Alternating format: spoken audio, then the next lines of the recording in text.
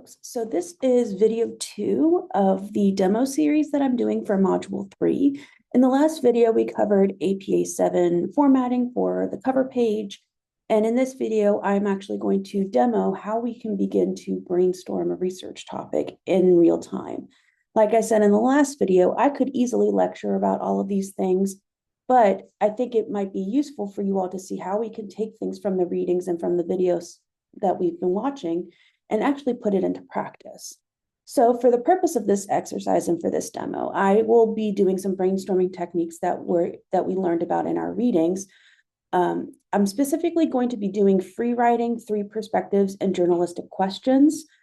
If there are other ones that you would like to see and you want to try, go ahead and schedule office hours with me and we can work on those together, or you can try them for yourselves. But for the purpose of this demo, these are the 3 that I'm going to be working on. I always recommend that when you are brainstorming, you can easily just do one technique, but I always recommend doing 2 or 3 just to make sure that you've kind of sussed out everything that you're trying to accomplish with brainstorming. So for the first brainstorming exercise, I'm going to be doing some free writing. When you do free writing, you want to make sure that you give yourself just a small amount of time to write down everything that you know about the topic or think you may know, any questions you may have, without having done any research prior. So this is just a first step to get some ideas down on paper, and then you can build on top of those ideas. So I am going to set my alarm for 5 minutes. And you can see I'm going to set it for 5 minutes. And after 5 minutes, we're going to move on to the next one. Cool. So I'll see you in 5 minutes.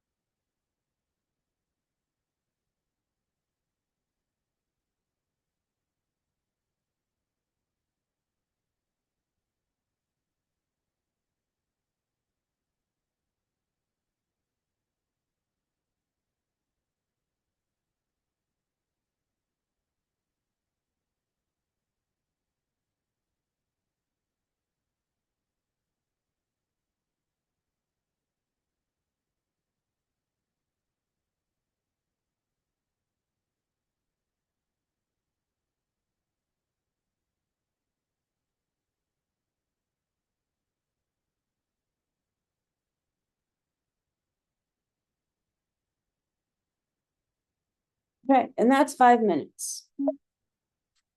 So I decided that since I am a rhetorician, I'm going to write from my perspective, and I've been doing a lot of research about attendance policies in classrooms. So that's what I am focusing on for this. So I just sort of free wrote what I already know about attendance policies and did a little bit of reflection about like my own personal experiences with attendance or this idea of perfect attendance.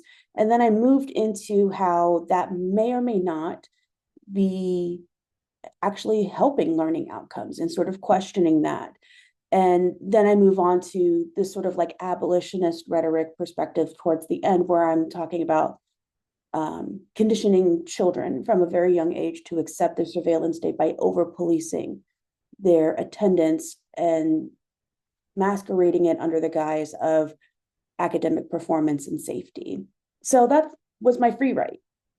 Now I'm going to go to my next stage here, which is three perspectives. So when we use three perspectives, we want to answer questions from three different perspectives to get a better understanding of the topic in general. So I am going to see how maybe there are relationships between these perspectives, or maybe there aren't relationships between these perspectives, and try and see if I can add another layer to this. So right now I'm moving from my more vague free write to try and get three different possible angles that I could research on. So let's see, I'm going to say, looking at something in a different way. So if in my free write, I mentioned the surveillance state, I mentioned over policing attendance, and I mentioned learning outcomes, like measuring learning outcomes. So from these different perspectives, I'm going to try and see if I can come up with a list of questions, maybe, that might be something to kind of get to jog my memory a bit. Or whenever I am looking for something to research, I can look at it from this perspective here. So if I'm looking at the surveillance state, what I know about the surveillance state, I know about the panopticon, I know about anything by Davis, really. Hooks is going to be useful here. I'm just sort of like making a list of potential places to look. And the panopticon is by Foucault. Of course, if you don't know a lot of information already, that's okay too. You can use this as an opportunity to ask broader questions, to figure out if this is a perspective that you want to try and go towards. So we have the panopticon specifically with Foucault, abolition, and I'm interested in with Hooks specifically about teaching / community.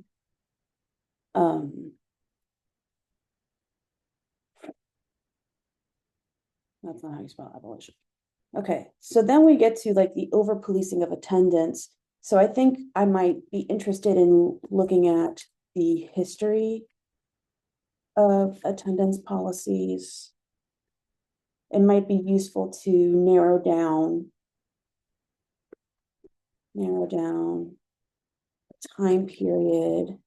I'm going to stick with like the pandemic, because I think that's when we really start to see perspective shift about attendance policies.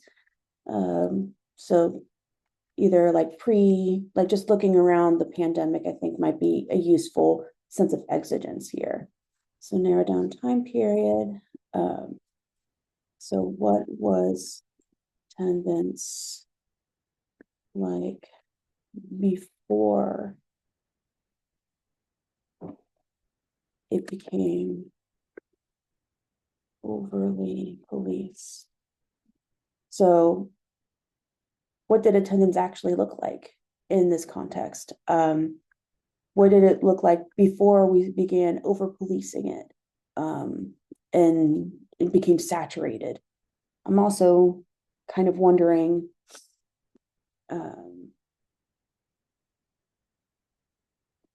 like, does over policing attendance lead to higher learning outcomes? Which brings me to the next topic, right? Which is where there's a little bit of overlap here. And, and,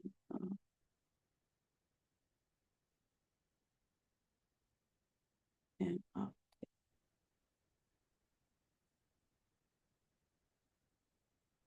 I knew I spelled panopticon wrong.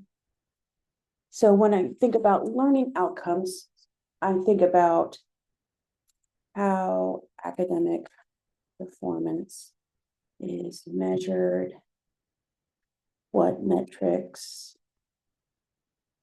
are still useful, what metrics contribute to over policing / surveillance state.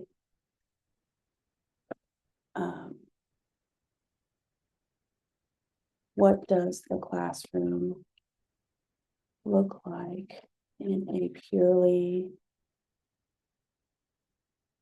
non-policed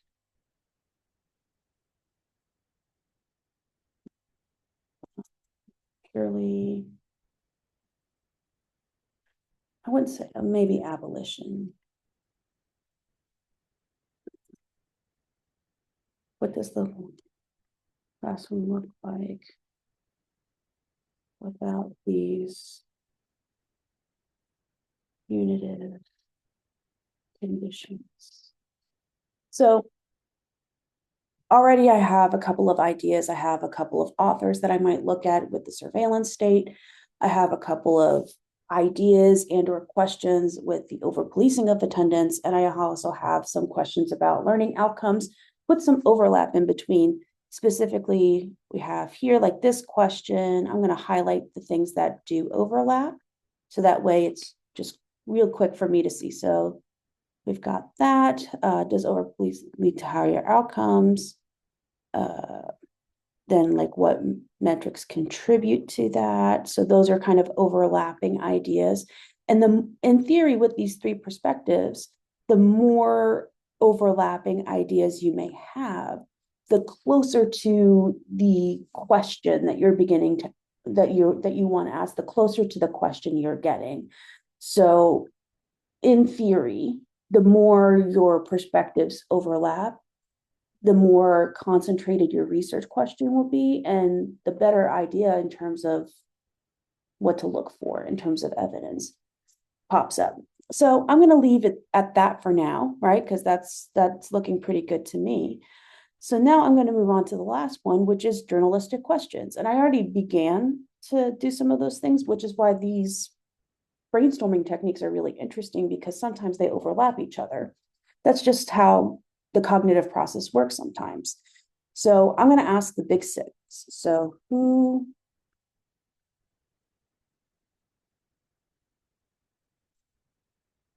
change the heading stuff. So who, what,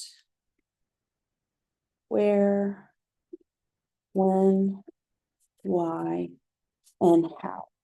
And these are the types of, like, the beginnings of a question, right? We want to ask a question that is not easily answered or easily Googleable. So if I say, well, what is the definition of abolition? I can easily put that into Google and generate a response. But if I ask, what conditions are put in place for students in K through 12 to accept the surveillance state, right? That could be easily Googleable, right? But not necessarily, right? That might require us to dig a little deeper. I went specifically with K through 12, so I'm thinking about public education, not necessarily college in this case. in terms of who, like who directly benefits from the over policing of attendance policies, right? That's, again, we could easily Google it, but it might take us a little bit longer to find out that answer. We might have to read a couple of different articles. So in terms of where, maybe where do we see over policing of attendance occurring in greater, not greater, what am I trying to say? Maybe just more frequently, just to kind of keep it broad. Where is it happening less frequently? In terms of who, I could also ask, and like now that I kind of thought about like where is it happening less, I can be like, who is more likely to be the recipient, to be on the receiving end of over policed attendance policies, right? So I have this question like who directly benefits from over policing, and then who's on the receiving end of being over policed. When? Maybe a one question be when does this conditioning, like the conditioning of accepting the surveillance state, when does the conditioning of accepting the surveillance state begin, right? And that could be a more complicated answer. There's a lot of research right now about how Elf on the Shelf is used as a way to get children to begin to accept this idea of the surveillance state in order to receive good behavior and for parents. So there's this level of fear mongering in terms of, oh, I won't receive presents because the elf on the shelf is always watching me. So when exactly does this conditioning of accepting the surveillance state begin? And then I might ask how does accepting the surveillance state and find its way in K through 12 praxis. So if children are conditioned by their parents, how does then this idea of the surveillance state kind of transferred over in K through 12? Also, I might ask why. I'm not really sure what the why is yet. Maybe we can also think about what are the outcomes if we remove the surveillance state. Suddenly I forgot how to spell surveillance. No, there it is. Surveil.